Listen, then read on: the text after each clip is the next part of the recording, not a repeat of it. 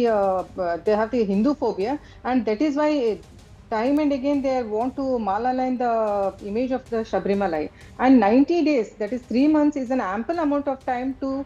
The aim should have been to conviction of the charge sheet and unperishable evidences. And then, in this era where we have the latest technologies to catch the culprits, everything is erased, and all these people have got a clean sheet. And this is absolute breach of trust for the devotees, where every gram of gold is donated to the Swami Sharanam Ayyappa, and these people don't have any rights for this. Mr. Balan? See, this is only just a fertile imagination of the BJP spokesperson. See, bail. So this is the fact which is going on. It's not an imagination. Wait. You listen. I listen to you. Yeah. Bail is normal. Jail is abnormal. This is not a UAPA case. This is not a sentence with life or death. Normally, for misappropriation, 3 to 7 years, the bail is regular, nothing unnatural or extra constitutional. That's one. Second, when the BJP spokesman speak, why Hindutva, election. See, I think BJP is making this an election issue. There is a constitutional morality. It is the you people who are making it an election. Sudhaji, let him Let me complete, okay. Madam. Why you are in a hurry? I feel very sorry. See, Honorable Apex Court held that even women between 15 to 50 years can enter. Ours is a constitutional morality, scientific temper. 51 year of the Constitution speaks about scientific temper. Women who enter into the temple, what will happen? What is wrong in that? Don't make this as a political issue. Let us have hope on the courts, investigating agency. Mr. Balan, can investigate. Mr. Balan. Yes. Mr. Balan. Yes, sir. Have you been to Sabarimala? Me? No. Are you an Ayyappa devotee? No. No. Do you have any right then to comment on what the rules of the devotee and what the Yes, rules of the temple are? Yes, it is private affair. Don't Really? politicize. The deity has living rights. Right. The affairs of the deity, No. the deity as per the constitution has a I right know, of a sir. devotee. I You know know, that. sir. So please I respect. If you are not a devotee, you got no why business should I? commenting upon. It's a private then, affair. No, It's a private if it's a affair. private affair, if it's a And why private you affair, restrict if women it's a private, entering no, into no. the So then why don't you ask this question of Sunnis in Kerala? Have you asked this question? Have you See, said that I'm Sunnis not- should allow them into mosques? No. Should they allow? That's Should a they allow? different- Should they would give? Why haven't you asked this question? No, sir. Ask the same question. My name is Are you a My Muslim, name sir? is Balan. Are you a Muslim? Do you go to My a Sunni name is mosque? Balan. I am not. No, I am you're not. a So then, if you are not an Ayyappa devotee, I am you not feel a you have the Muslim. right to question Ayyappa's rules, And but I you am will a- not I question have to the speak rules of a Sunni mosque. Constitution. Why you will not do that? No. Yeah, so if you No, are an no. atheist, sir, then you should ask both. Constitution, sir. Why stop women from going into the Sunni Constitution. mosques? Why What stop women from Constitution becoming says? muezzins? What Why is stop your, women from calling for what prayer? is your, I am thought asking you about because, hijab sir, the judgment? way you talked Why about you oppose Ayyappa the is a woman wearing a disrespect to hijab? devotees, sir. You've got no business disrespecting devotees. No. If you have not gone to Sabarimala, if you do not know the rules of Sabarimala, if you do not respect as Lord Ayyappa, you don't believe in Ayyappa, so Muslim women have no legal right? Muslim women have no legal right? Muslim women have no legal right? The Samstha. No, I'm asking you, Muslim women have no legal right? Muslim women don't have right to prayer? Muslim women don't care. So then you say that they should allow Muslim women into Sunni mosque. Say that now. Within the purview Just of law. Within the purview of Constitution. the arrogance with which, sir, the arrogance with which, the condescension with which you spoke about Lord Ayyappa, I am asking you to use the same tone to talk about women in Sunni mosques. Will you do it, sir? If you don't, then that means you are playing politics. It is you who is playing politics. It is you who's taking the brazen authority to go ahead and be condescending in your tone to the faith of Ayyappa devotees while looking down upon them. That is what I am asking you, sir. Is the matter under review petition or not? Then how did you pass judgment on Ayyappa devotees? That's what I'm Yes, asking. anyway, there is an order. No, sir. There is Anyway, no. there is an The order order. is under review, so the current order is under stay. It It is is not not being implemented. overruled. Has the earlier order order been is not implemented by the overruled. Karnataka by the Kerala state? It has not been implemented. Why has it not been implemented? I am asking you the condescension with which you spoke about Ayyappa devotees and Ayyappa and the faith of Ayyappa devotees. Use that same tone for other faiths and other rules where they are being partisan or discriminatory against women. You are not, Mr. Balan. So that is very regrettable, Mr. Balan. That is very regrettable. That is very regrettable. Sudha Halkai. 1 minute, sir. Sudha Halkai. See, this is very clear-cut bias. I told you, they will never dare do that. You have asked him 10 times. Never he has said, yes, I'll raise voice for the same women when it comes to the Sunni mosque. Please do comment on that. Not a single time he said, yes, I will raise the voice for them. This is the thing I told. They have the Hindu phobia. Now you don't speak when she is speaking. Now you don't speak when she is speaking. Now you don't speak when she is speaking. Please. Yeah. Okay, carry on. See, Mister, you have very well justified my comment that you people are biased, that you have a Hindu phobia and you are playing the election cards. This is the answer what you have given over here today in front of the national television. Dr. Ranganathan, please weigh in on this. One part. Those who arrested, the same team that arrested these people has failed to file a charge sheet. Has the state pulled up the SIT? Should they not pull up the SIT? If you found them guilty and if you have arrested them, why have you let them off without filing a charge sheet? If it's an open shut case, you have the trail of proof, Dr. Ranganathan. Scientific temper, as somebody tried to use that word, and logical conclusion would say you will file the charge sheet within 90 days. No, absolutely. And good evening, Anand, and good evening to my fellow panelists. I saw Balanji interrupting Sudhaji when she was speaking, and I saw Sudhaji interrupting Balanji when he was speaking. I hope both of them don't interrupt me when I'm speaking. Just give me a couple of minutes, because it's a very important topic. On first issue, yes, you are quite right. And this is a territory that is a known territory for I don't know how many decades. So I don't know why the erudite Mr. Balan is acting so surprised. Of course, he has double standards. Of course, he's a hypocrite, because he knows that women in Catholic part of Christianity are not allowed to be ordained as priests in Kerala. He's done nothing about it. He knows that in many mosques, Sunni sect mosques, women are not allowed inside. He's not done anything about it. But he's the first to shout from the rooftops when one Lord Ayyappa temple, where the deity has this request that because I am celibate, women of a certain age bracket who are menstruating should not be allowed, whereas other 450 Lord Ayyappa temples, they are allowed. And there are temples where men are not allowed. So this is not discrimination. There he's shouting from the rooftops. And is it not the fact that Mr. Balan belongs to a party and a theology, there is no other word to describe it, communism, that says religion is the opium of the masses. But for him, religion is an opium only when religion is Hinduism. Islam is not opium for the masses. Christianity is not opium, because for there, he dare not say anything. Be that as it may, the plight of the Hindus is that it's not just the communists who are burning the Hindu candle. Every party is. Otherwise, Dr. Sudha would have been, in the forefront saying that the state should have nothing to do with controlling the Hindu temples. The BJP is controlling more Hindu temples than the Congress was. So there is no, kind of limit to the kind of discrimination Hindus are facing. Now let me very quickly come to this. You are absolutely right. The disdain, there is no other word to say it, Anand, the disdain with which the government, state government is treating this case is just, it's unbelievable. That's just one of the words that comes to my mind. But you also have to realize, why is that the case? That is the case because this is a bona fide racket and it is institutionalized. Now, when you have two facets of it, what do I mean by institution? You tell me, why is it that 3,820 temples in Kerala We'll come back to this in just a bit. Have to go across to the AI Summit. Prime Minister Narendra Modi is speaking. Republic of there Croatia. he is. He's welcoming all the dignitaries there, all the people who are attending the AI summit, the leaders from across the world, corporates, big names in tech and future tech, who are all present there one by one. They're all coming across. This is the big summit that's been organized and that's been put.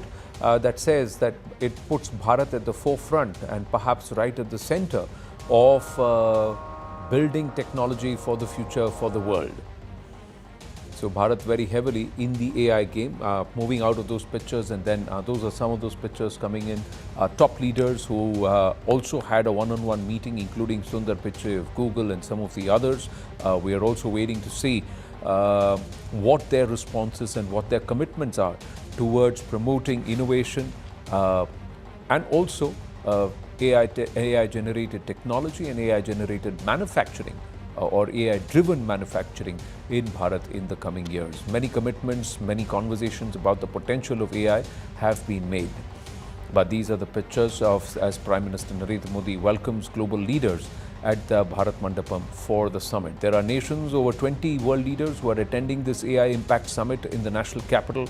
Some of them have also come out and waxed very eloquent about the Prime Minister's vision, his leadership, and what he is doing for Bharat as a leader, and helping Bharat not just be part of the AI race, but right there, be at the hub of it all. Siddhant now joining us with more. Yes, Siddhant. That's right, Anand. In fact, world leaders have traveled to India to attend the AI Action Summit. The summit is taking place for the first time in Global South. In fact, several heads of states, heads of governments are in the national capital, and today Prime Minister Modi is hosting banquet in their honor at Bharat Mandapam. And perhaps we are putting those visuals out for our viewers. In fact, Prime Minister himself is welcoming these leaders at Bharat Mandapam. So the list includes President of Spain, Prime Minister of Finland, President of Serbia, Prime Minister of Croatia, President of Estonia, Prime Minister of Bhutan, Prime Minister of Kazakhstan. In fact, list goes on to also include Prime Minister of Netherlands, President of Swiss Confederation, etc., etc. So, there's a lot of excitement, Anand, when it comes to these world leaders. Out of these 20 world leaders, 9 are from the Global South. So, as I said before, that this summit is taking place for the first time in Global South, and it's an opportunity for these countries perhaps to share their perspective, because India is providing platform where both developed and developing nations can come under one roof and discuss AI. So far, the developed world look at Global South as consumers of the technology. But Prime Minister Modi's vision is to make Global South a participant in this technology, and perhaps this is the reason that this event is being organized at such a large scale. And today, Prime Minister Modi is hosting banquet in honor of these world leaders who are in national capital to attend AI. Quite a lot of them are also participating because they are also doing their own bit in terms of technology, and there is a certain level of cooperation in terms of future tech and manufacturing products. The Prime Minister is saying don't just provide services, also start manufacturing AI-driven products and AI optimal products. There is this whole level of conversation in terms of sovereign AI, generative AI, how AI can be used for good at multiple levels. These nations who are part of the Global South, what is their expectation? And are we, I'm sure you've been there along with Akanksha over the last 2 days as the News18 network has comprehensively covered what's been presented there and what's been on showcase. What are the big takeaways? What are these leaders expecting or perhaps going back with after this meeting at this AI summit? Well, that's right. So, Anand, there are 7 working groups. These working groups are working day and night, perhaps to put out an agenda on the last day of the summit. There's going to be an outcome document. In fact, Anand, there is also problem in an approach because last time around also when Prime Minister Modi visited Paris, at that point in time also Prime Minister Modi made India's position very clear, and in fact spoke about the hesitation with the country and the world leaders for not accepting AI. And Prime Minister said that countries need to accept AI, reskill their citizens, and this technology will bring change. Don't hesitate. Don't have this perception in mind. This technology will take jobs away. I think that since Prime Minister Modi is hosting this summit in Global South, perhaps it will give a better clarity to the world leaders who are attending this summit. Is the world recognizing what perhaps a large part of Bharat is not recognizing yet is another question. But let's go back to our main debate here on the right stand, where at a time when artificial intelligence and future tech is going to take matters forward in terms of the world, and there is a Viksit Bharat vision, there is this entire degenerative exercise that is happening in God's own country, where perhaps the presiding deity there, the most popular deity, is now at a state of being double-crossed. Going back to the Sabarimala debate, what kind of AI is required, Dr. Ranganathan, to perhaps even deduce that this thievery happened and these people should not be allowed to walk out scot-free? Yes, AI is required, but not artificial, but actual intelligence is required. But I don't know whether the state can manage to implement that. No, but coming back to this entire thing, I would, I find some excellent remarks being made by both my fellow panelists. So this is not about aggravating the debate, but rather than sifting the what is the truth from the lies. So I want to ask Mr. Balan again: do you think it is right that only religious places of worship of one religion are controlled by the state, Mr. Balan? Shall I answer? Yes, please. Are you anti-Muslim? Are you anti-Christian? Are they not Indians? Everyone has their legal right. In the name of faith, don't abuse anything. That is my contention. Why you compare, this debate is on Ayyappa temple. Why you compare with Muslims and Christians? I am not a Christian. I am not a Muslim. My name is Balan. I am an Hindu in my certificate. You are asking about the Hindu temple. Why? What will happen if a girl at the age of 15 goes into the temple? What will happen? What is the scientific reply to that? And we should have a constitutional morality, constitutional value, scientific temper. And what is your faith? Whether your faith is a fiction, not a fact. Do you want to impose your faith on the scientific temper of a person? Faith is private affair. You keep it in your house. Why you restrict the girls of 15 to 15? That's not only that. I listen to you. Please listen to me. Misappropriation. What is the punishment? 3 years. You want them to be in jail for ever and ever? Whether that is the constitutional mandate? What is Article 22? What is Article 21? What is Article 19? It gives power. They are only accused, not guilty. You prove that. And you question the investigating agency. They will explain to you why they could not file the charge sheet. Not 90 days, as you said, it is 60 days. Offence is punishable less than 10 years. It's not 90 days. It is 60 days. They could not file charge sheet. Why? Because there may not be a that is for 90 days, Mr. Anand. It's not 90 days. You go through. It is 10 years days. and above punishment only 90 days. It says misappropriation.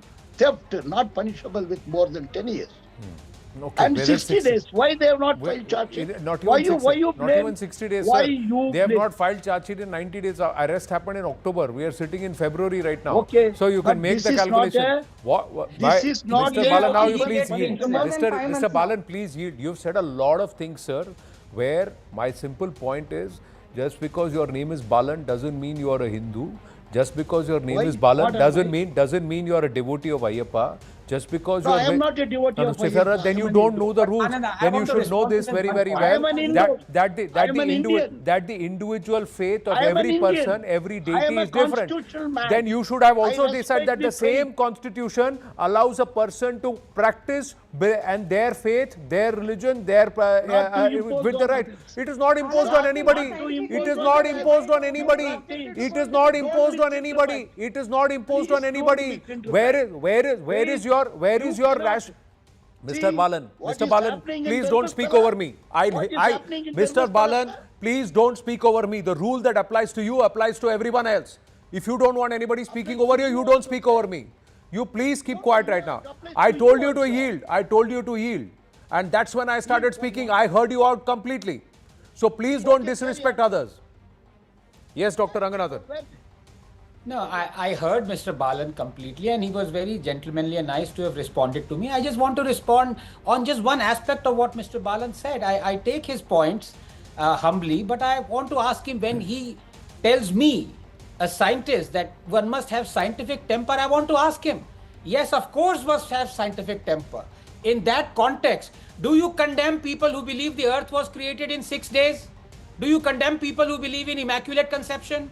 Do you condemn people who... Huh?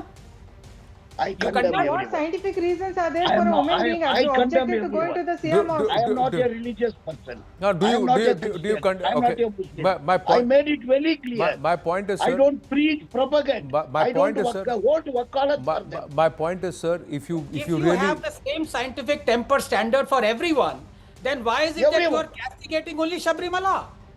Because now the discussion is on Sabarimala. Now the discussion is on Sabarimala. Not on them.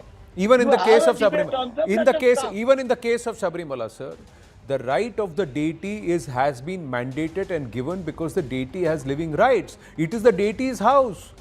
How are you being discriminatory because you are not allowing me to come into your house wearing shoes and wearing after rolling in mud? I want to come into your house because where is the scientific temper that you don't allow me into your house? You are being discriminatory because you are not letting me inside your house. How can you be that? How can you tell me that I cannot come into your house when I want, how I want, and however I want? So there is no scientific temper there. So your rights. So at that time, what happens to your rights? Yes, Sudha Halkai. Hindu temple. Yes. See, they have got their own set of rules when it comes to their houses, but when it comes to Sabarimala, they come up with a lot of these speeches regarding the rights of the woman. I, being a Hindu, I being a woman, I very well respect the rituals, and we do understand whatever it is, and we are not, it's not that we want to enter the temple within 50 years or 51 years. Definitely, whatever the rituals have been followed by the ancestors and the forefathers, we do respect it, and in the Hindu culture, it is the woman. Just a minute, it is the Hindu, this one where, you know, the woman is worshipped. Ma Durga is worshipped, Ma Saraswati is worshipped, Ma Lakshmi is worshipped, and she is given the highest stature. So there is no need for these people to talk about we women entering into the Swami Sharanam Ayyappa temple. Let them talk about the women. No, not just that. What is the scientific reason? 1 minute, ma'am. In Kerala itself, the Attakal Bhagavati temple, men are not allowed. That is the rule of the deity. That is the rule of the deity that has to be respected. In the case of a Naishtika Brahmachari, the Naishtika Brahmachari deity is perennially in that state of a Brahmachari. Nobody has stopped anybody from praying to the deity. The deity only says, when you come to my house, you have to respect my rules because this is my and that is absolutely very sacred, Anand. It is very sacred. That is what I am saying, that somebody who is not a devotee of Ayyappa will not understand it. And if you are not a devotee of Ayyappa, do you have any right to comment on somebody else's faith? And the same thing these people have done in Dharmasthala also. That is the point. That is the point. That is the point. I take exception. As a person, I just respectfully take exception for the condescension in the tone that was adopted when you're talking about Ayyappa, because that is offensive to a person who believes in Ayyappa. And it is only in the Hindu way of life that a non-believer is also given the same respect. If you look at any other way of life or any other faith, any other religion, you see what they talk about non-believers.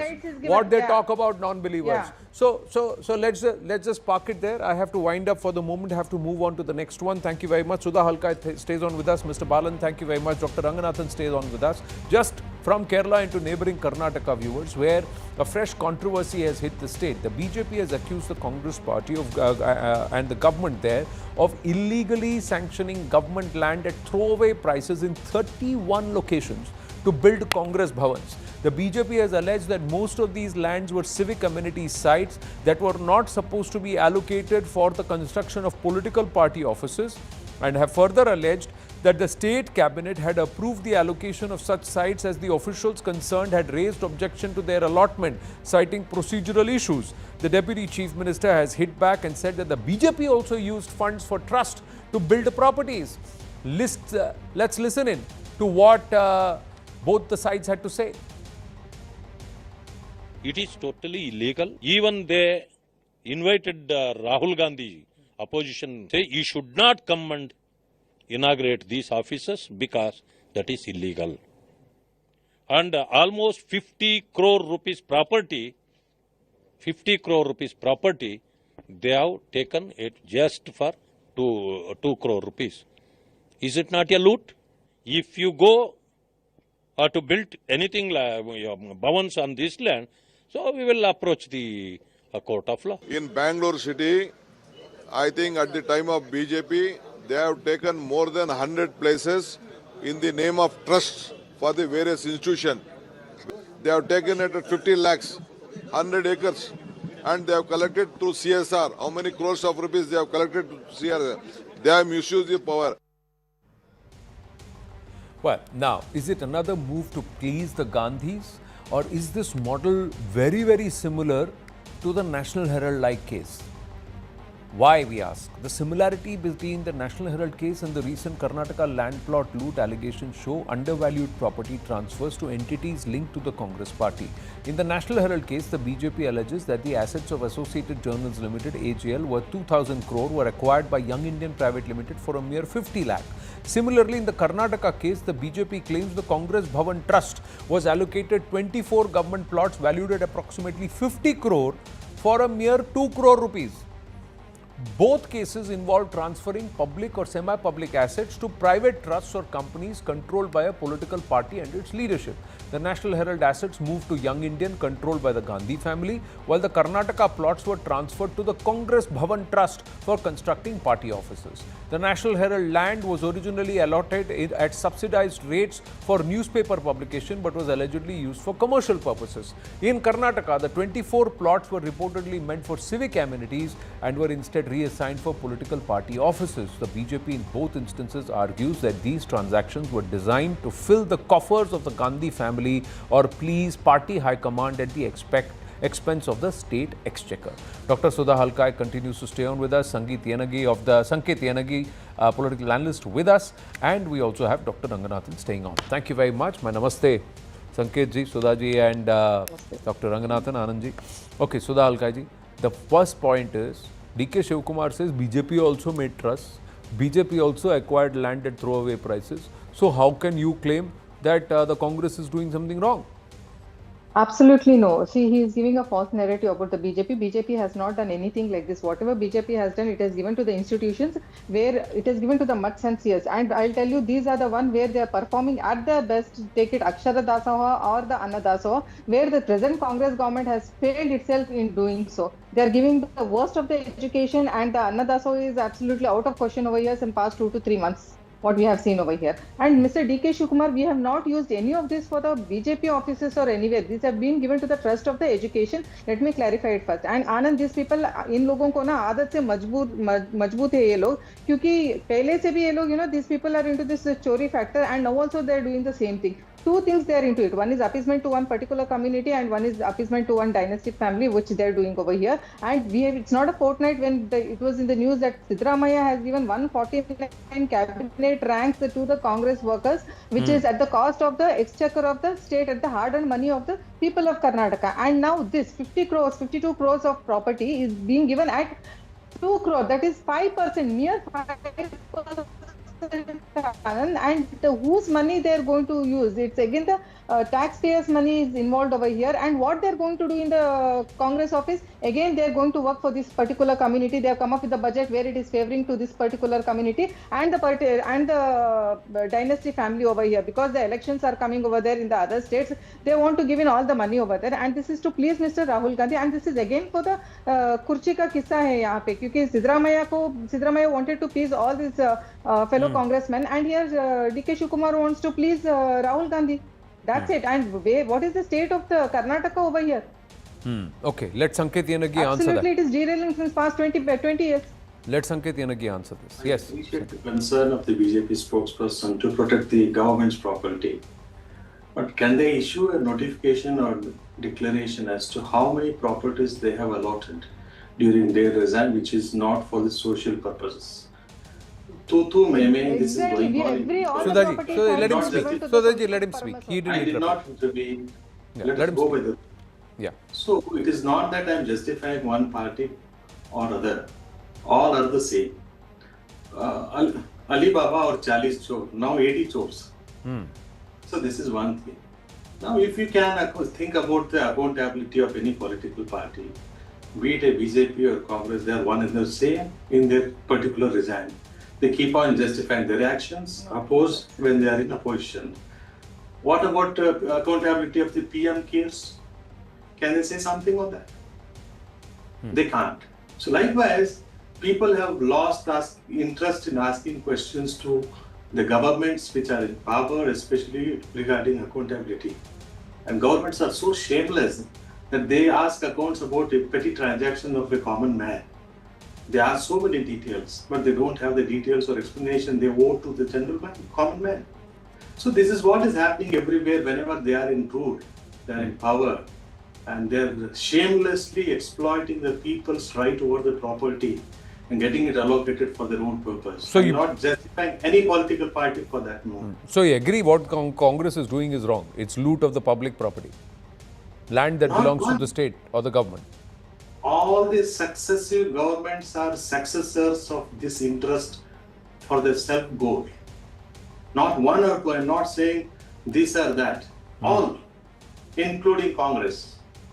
I do not belong to any political party, so I'm a little stubborn in making my submission, my statement here.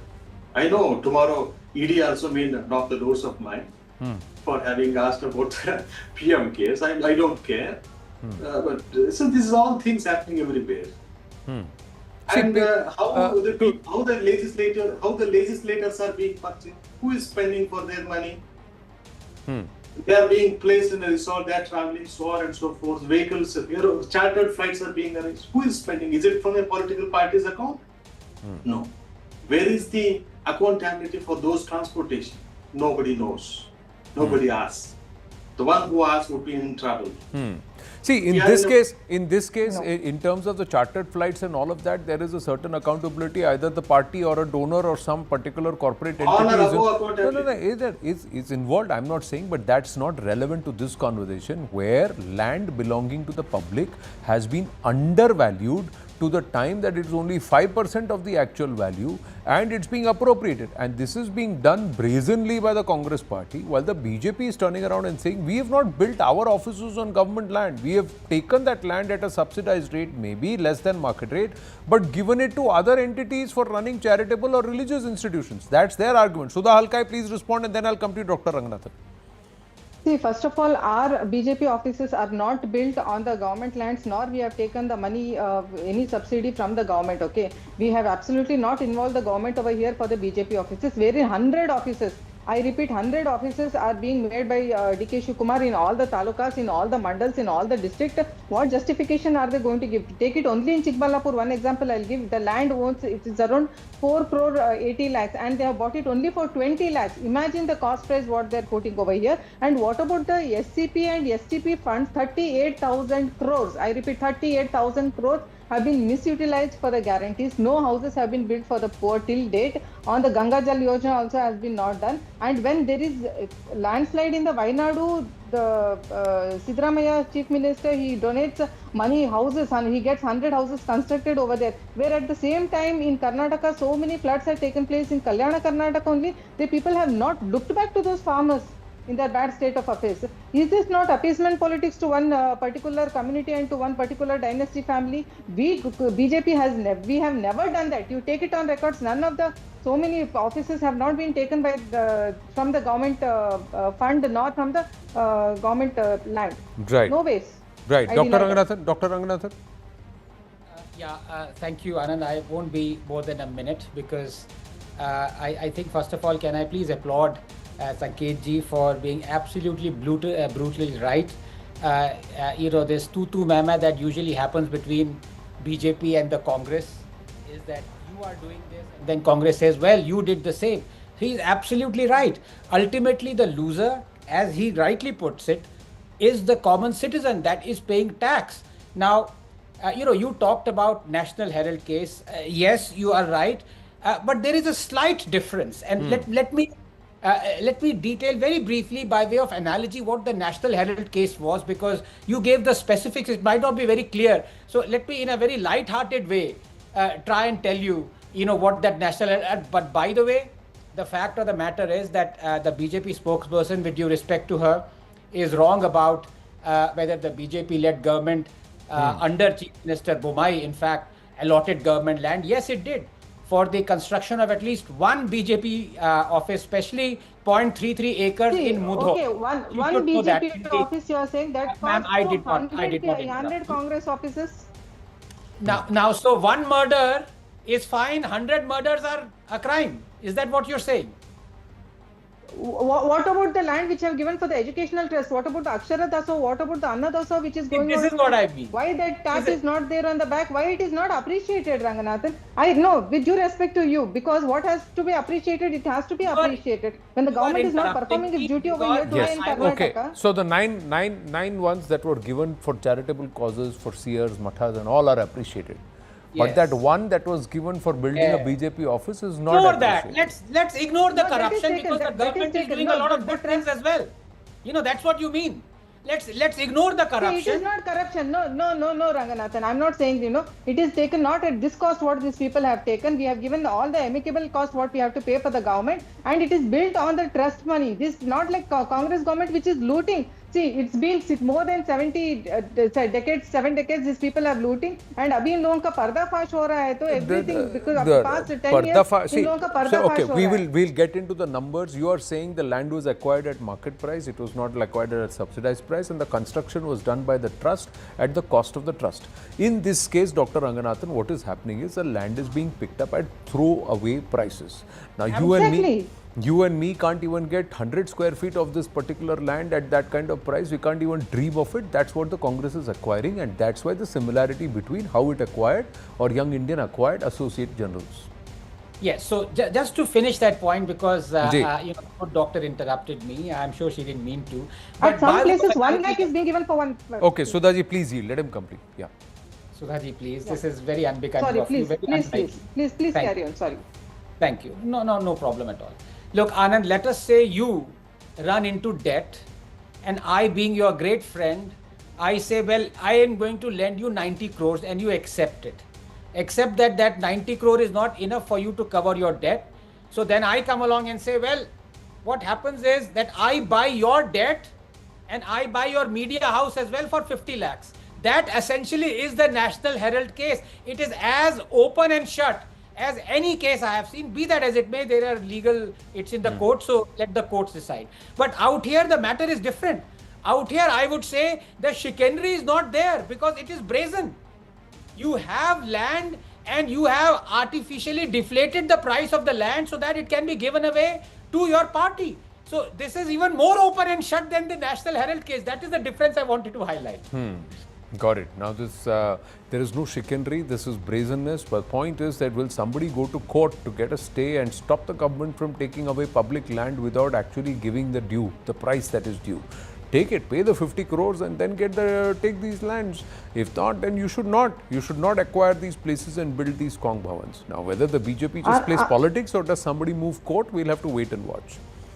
We'll have to wait and watch. Have to move on for the moment. Thank you very, very much. Viewers, as we turn the spotlight away from Kerala and Karnataka towards Bengal and Bangladesh, just a reminder, and we'll try and put this out. There is an update that's come in which says that Donald Trump may very soon issue marching orders to his troops, and there could be an open, brazen conflict brewing in Iran. That's possible, but we'll come back to that once we get any update, but we'll watch out for it. Meanwhile, Indian intelligence agency sources have rejected West Bengal Chief Minister Mamata Banerjee's recent remarks citing Bangladesh's elections in her criticism of the Election Commission of India, saying that she does not have complete data about how the neighbouring countries' polls were conducted. Intelligence inputs indicate that violence and intimidation targeting Hindus and other minorities continued for over a year, particularly in politically sensitive and border districts. Officials describe what they term a deliberate playbook by certain political actors aimed at inciting anti-minority sentiment, including attacks and pressure tactics designed to discourage participation. In several constituencies, especially in volatile regions such as the Bagerhat and Gopalganj, rejections and withdrawals of minority candidates were reportedly higher, pointing to security concerns. Sources allege that in some pockets, minorities were, quote, systematically pushed out of the system, unquote, through a mix of administrative hurdles and intimidation. Now, let's try and go across to our guests, and we'll also try and show you how this entire development of the Jamaat lining up along the borders of Bengal and Assam could create a huge security risk going forward, and that's how it is, viewers. And will that also have a direct bearing on the forthcoming elections, the assembly elections in Assam and Bengal? And can Mamata Banerjee really call the elections in Bangladesh free and fair? Shotarupa, spokesperson Bengal BJP, Professor Manojit Mandal and Dr. Anand Ranganathan with us. My namaste, Vande Mataram to everybody. Thank you for your time. Dr. Ranganathan, your thoughts. Is the exact same thing that is happening in Bangladesh. And unless, now the thing is, what is happening in Bangladesh is out of our control, largely speaking, maybe wholly speaking. And increasingly, worryingly, what is happening in our Bengal is also worryingly out of the central government's control. And I say this being vexed at the inaction of the central government. Now, when clearly for national security reasons, Anand, you need, the BSF needs that land to secure the border area for the fencing, and you have the sitting chief minister refuse to grant that land. Do you think that excuse is enough for the central government? Hey, we cannot fence the border because the state government is refusing to hand over the land. Is that enough? That's a logical question I'm asking the citizens of India and the Prime Minister. To me, it is absolutely not enough. That excuse is inexcusable, pardon the pun. Number two, the fact of the matter is that there already are more than half a dozen districts bordering Bangladesh that are now in majority Muslim areas. And we've seen what happened very recently when you had the AIMIM politician. In fact, he's a legislator. He was threatening the army. I threaten you to actually build a camp at the Chicken's Neck, the Siliguri corridor. Now, you have already the Bangladeshi, Islamists trying to wring that chicken neck and, take the Seven Sisters away publicly. The people, in fact, that leader who said that has won the election, if I'm not mistaken. And now you have the Indian Muslims wanting to do the same thing. Can we just sit tight and do nothing? I'm afraid no. The map that you showed, I hope you go into detail into that map. The entire, there we go. The entire stretch is now, quote unquote, the property and domain of the Jamaat. I mean, it's a spine-chilling spectre that is on offer out there, Anand. Let's not take this lightly at all. Okay. Manojit Mandal? No, I do not need to respond to my good friend, who is an extremely erudite person, but in his erudition, he always targets Bengal and communalized Bengal politics. Nothing of this sort happening. If there are problems in Bangladesh, we know that there are problems in Bangladesh. But then what your foreign minister was doing with this Bangladeshi minister, the earlier Bangladeshi advisor, look at the meetings. So he held meeting with the Jamaat leaders. I want to know what Mr. Jaishankar was doing with the Jamaat leaders in Muscat when he was meeting them 2 months ago. Were they in a kind of tacit understanding? We know that there is a problem in Bangladesh, but please, for God's sake, do not bring that problem to India or in Bengal. We are absolutely living peacefully here. There is no district where there is a Muslim majority in this state, and we are living peacefully. Wherever there are 50-50 percentage of Muslim, probably in only two districts, but even then, they are living quite peacefully. One more thing, very interestingly, even in these two districts, Malda and Murshidabad, there are formidable presences of BJP. So what the BJP is doing, BJP is also getting out of this polarization. And even if you look at Mr. Anand in the border districts of North Bengal, look at how many member of parliamentaries BJP have. Maximum number of parliamentarians are coming from the northern part of Bengal. Does it mean that BJP is also pandering to this polarization and gaining vote of this Bangladeshi? And SIR exercise has already been done. Still there is a challenge from the leader of the Trinamool Congress Party, Mr. Abhishek Banerjee. Give us a white paper that how many Bangladeshis, Rohingyas you have caught through the SIR exercise. For the last 2 months you have been doing this exercise, hurriedly so. Not a single questions are coming, answer is coming from the Election Commission of India, but you are running this narrative. This is pathetic. How pathetic this can get? While you have a legal exercise of choosing or selecting the Bangladeshis and Rohingyas, bring them up, show them to us. We want to know how many Bangladeshis are there. Okay. Anand, can I take 5 seconds? Yeah, just please. And then Shotarupa, please. Yes, Dr. Ranganathan, and then Shotarupa. Yeah. I love Professor Mondal. He's not just my friend, but he's my brother. But it looks like he thinks only he gets the internet. The rest of us are without internet. He's saying there is no district in Bengal that is Muslim majority. I'm talking of even 2011 census, Murshidabad, Malda, Uttar Dinajpur. Professor Mondal, please. It's embarrassing for a scientist to teach you. All right. Okay. Shotarupa. Good evening, Anand. Good evening, rest of you. And thank you, Anand, for making this beautifully intricate map of West Bengal along with Bangladesh. It is shocking, to say the least. I mean, not shocking for us because we are residing here, but I think the rest of India should see this. And I'm very glad Dr. Ranganathan brought it up. And of course, I don't agree with the fact that you're blaming central government, but I'm glad you brought it up. However, let me come to it point by point. You see, regarding the external affairs, I am not in a position to say beyond what the External Affairs Ministry has stated. So I'm just going to repeat that the Prime Minister has extended congratulations to the new government. And you know very well that Om Birla and Mistry ji was there at the swearing in. So from India, there is an attempt to try and re-energize the friendly relations that we always had in between when the Jamaat came over and tried to take over. I don't want to talk beyond that as far as external affairs is concerned.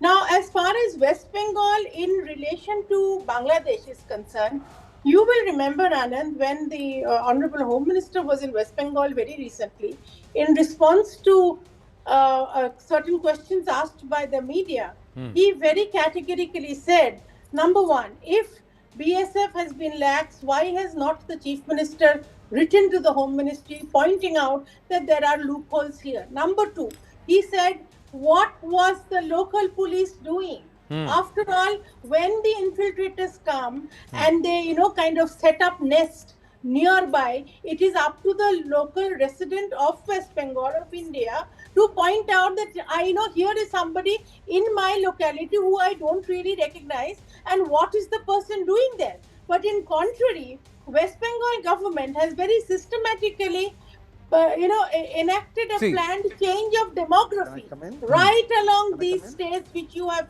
painted. Here's the thing. And more importantly, Anand, just let me finish one more thing. When the Home Minister was asked, he also pointed out that there are active sleeper cells, which you will know that NIA and NSG have very, very actively pointed out. There are sleeper cells who get activated and encouraged by the West Bengal government here, who not only provide documentation, food, shelter, and money. Mind you, they are even encouraging their tourism. I have to pause here. See, there is more to it. The layered part is that the main Bangladesh polity also wanted to reject the Jamaat. The Jamaat has been rejected, but they are growing their footprint, and they have a modus operandi. And if they are allowed to seed in Bengal, they will grow the same way in Bengal and Assam. So we have to be aware that this is a national security situation along with a political issue too. I have to pause here, viewers, and to our guests, because there's a big update coming in from the Gulf region in the Arabian Sea, because Donald Trump, we are given to understand, Axios and also other international publications are now coming out and saying Trump is close to issuing an order to launch a major war against Iran. Sources familiar with the details say such a war could come sooner and be far larger than most of the American public realizes. That's what we are given to understand is the big update. that is coming to you at this point, and multiple entities are now saying that the talks have fallen. There is going to be a huge conflict, weeks-long, full-fledged war, unlike Venezuela operation, is what sources are saying. This is what Axios is reporting, that Israel and has been for Iran, it's been preparing, but Israel is preparing for a scenario of war within days, and also joint US-Israeli campaign that is much broader in scope than 12-day war in June. US Armada now consists of 2 aircraft carriers, 2 carriers, 12 warships, hundreds of fighter jets and multiple air defense systems. More than 150 US military cargo flights have moved weapon systems and ammunition in the Middle East, and another 50 fighter jets in 24 hours, including F-35s, F-22s and F-16s. Oil prices are surging above $64 a barrel on the news. So viewers, there is a conflict that is brewing in the Arabian Sea. Thank you for watching.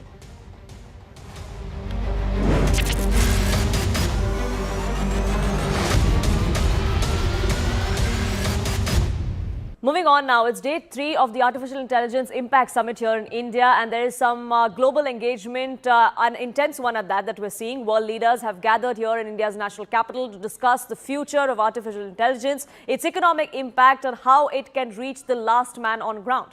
Ahead of a series of bilateral meetings, Prime Minister Modi has reiterated India's long-term goal to emerge among the world's top 3 AI superpowers by 2047.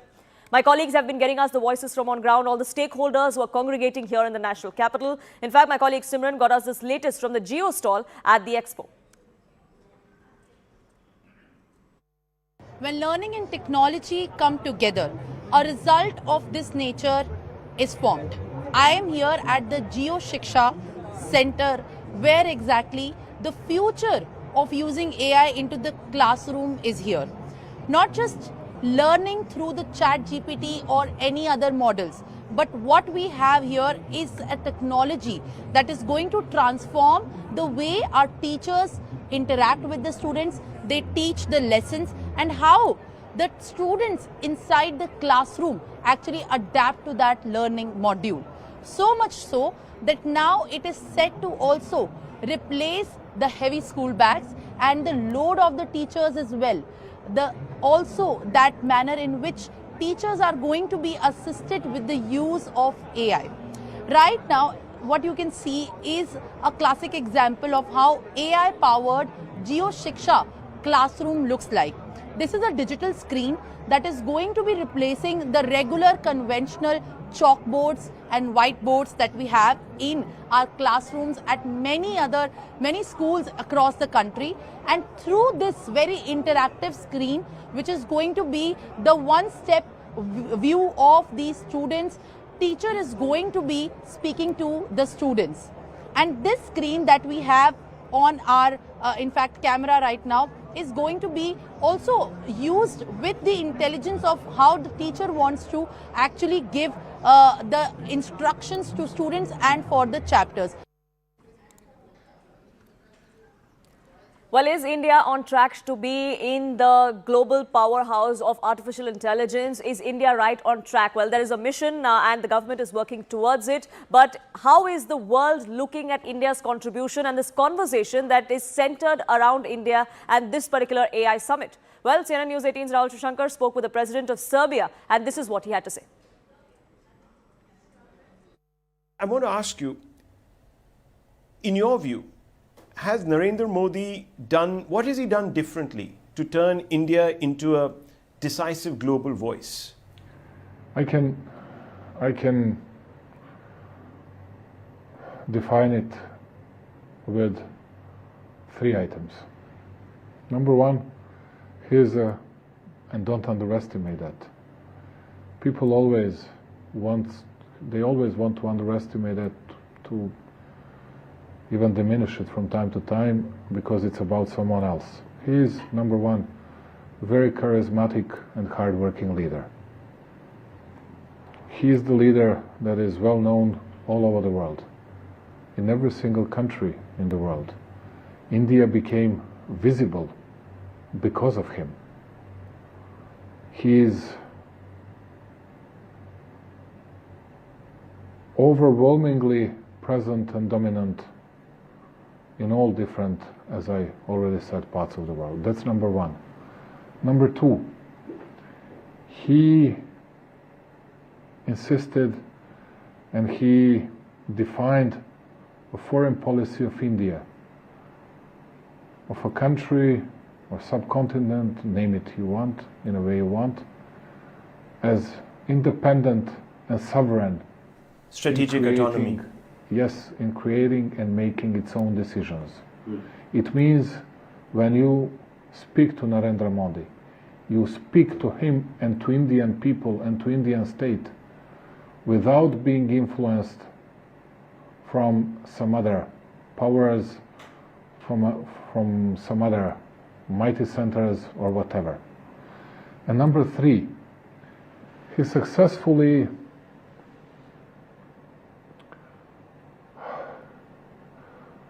caught what some people might say, because both our countries were missing some industrial revolutions in the past.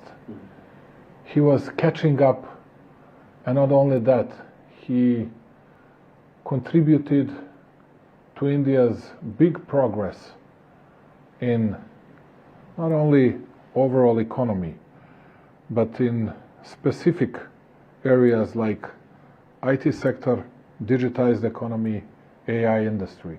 We speak often of strategic autonomy, the country that is.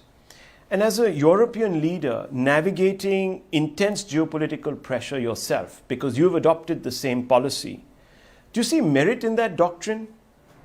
It's,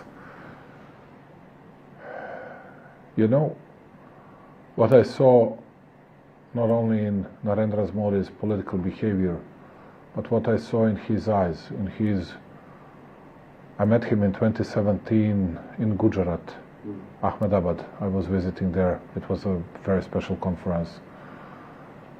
Visited Gandhi's place and everything else. And even at that time, I saw how he was committed to his country. You see it from time to time in the eyes of